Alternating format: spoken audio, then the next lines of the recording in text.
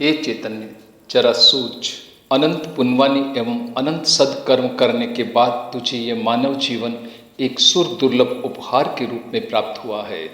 तेरे अति शुभ कर्मों के फलस्वरूप तुझे ये स्वस्थ शरीर, स्वस्थ मन, स्वस्थ चिंतन तथा अनंत क्षमताएं विपुल एवं अमूल्य संपदाओं के रूप में प्राप्त हुई है।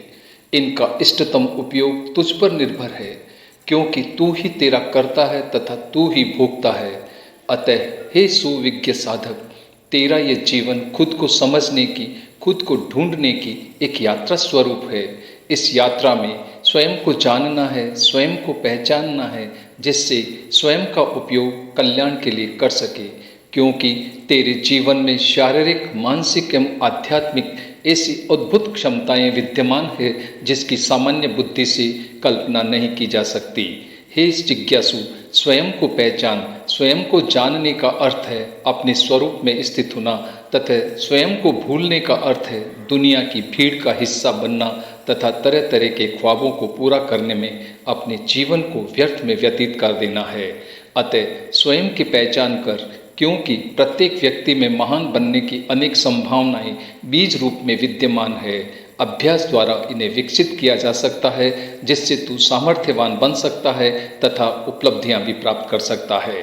हे जीवन की साधना के साधक, जरा सोच, जीवन एक संग्राम है जहां पर अनेक प्रकार की चुनौतियां हैं, अनेक दर्द है, परिसय है, आपदाएं हैं। इन्हें धैर्य से स्वीकार करके इनका सामना कर तथा जीवन को एक चुनौतीपूर्ण अवसर मानते हुए सतर्क एवं सचेत होकर जीवन का लक्ष्य प्राप्त कर।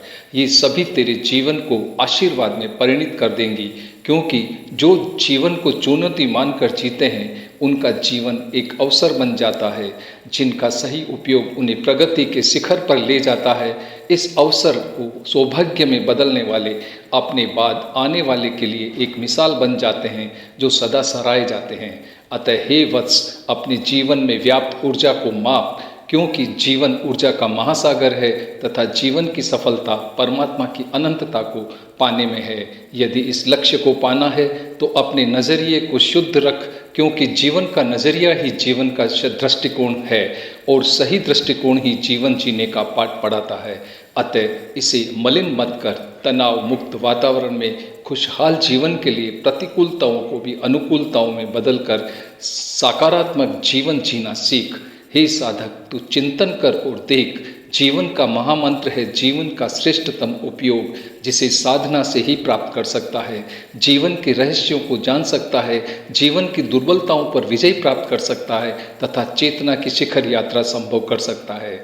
इसके लिए 4 पुरुषार्थ धर्म, अर्थ, काम और मोक्ष बताए गए हैं, लेकिन आजकल जोर केवल अर्थ और काम पर रह गया है, जिससे तेरी शांति भंग हो गई है, जीवन चिंताग्रस्त बन गया है।